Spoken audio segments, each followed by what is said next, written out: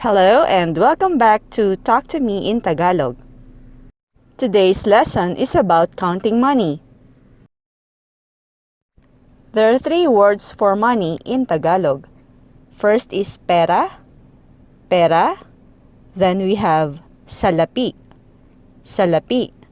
And the last one is kwarta, kwarta.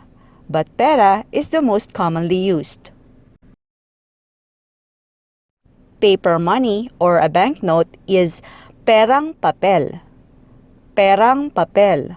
Others call it perang buo. Perang buo. Coins are called barya. Barya. Since the Philippines was colonized by Spain and the United States of America for hundreds of years, we count using English, Spanish, and the native Filipino language.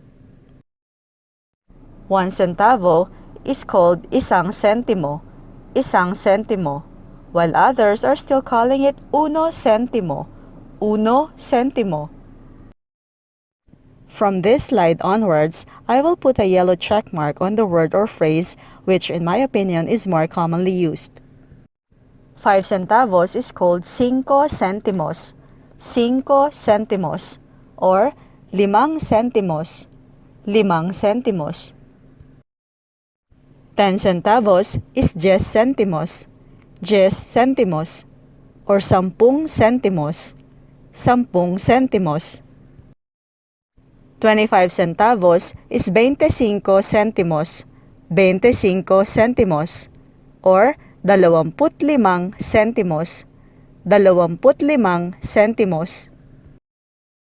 50 centavos is 50 centimos, 50 centimos, or 50 centimos, 50 centimos. 1 peso is piso, piso. 2 pesos is 2 piso, 2 piso, or 2 pesos.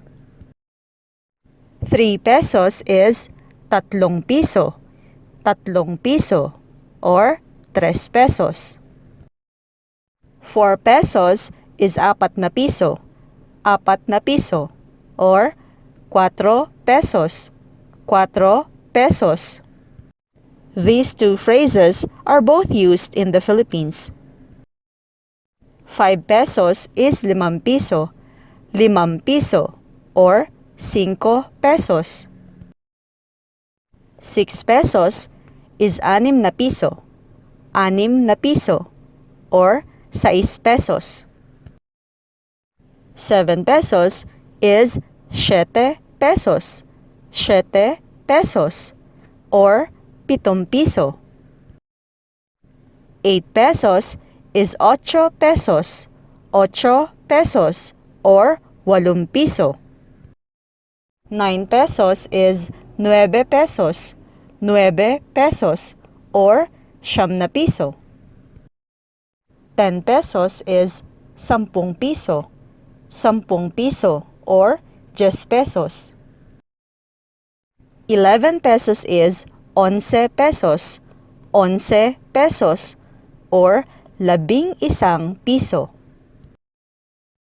12 pesos is 12 pesos, 12 pesos, or 12 piso. 13 pesos is 13 pesos, 13 pesos, or 13 piso. 14 pesos is 14 pesos, 14 pesos, or 14 na piso. 15 pesos is 15 pesos, 15 pesos, or 15 piso, 15 piso. 20 pesos is 20 pesos, 20 pesos, or 20 piso. 50 pesos is 50 pesos, 50 pesos, or 50 piso. 100 pesos is 100 piso, 100 piso. You may also hear 100 piso. 100 piso. 200 pesos is 200 piso. 200 piso or 200 pesos. 500 pesos is 500 piso. 500 piso. 1,000 pesos is 1,000 piso. 1,000 piso or 1,000 piso. 1 million pesos is 1,000,000 piso. 1,000,000 piso. Now that you have learned how to count, can you say this amount in Tagalog? If so, I would love to see your answer in the comment section below. Well, that's all for now. Thank you for watching, and if you like this video, please give it a thumbs up and make sure that you subscribe to my channel. Salamat po!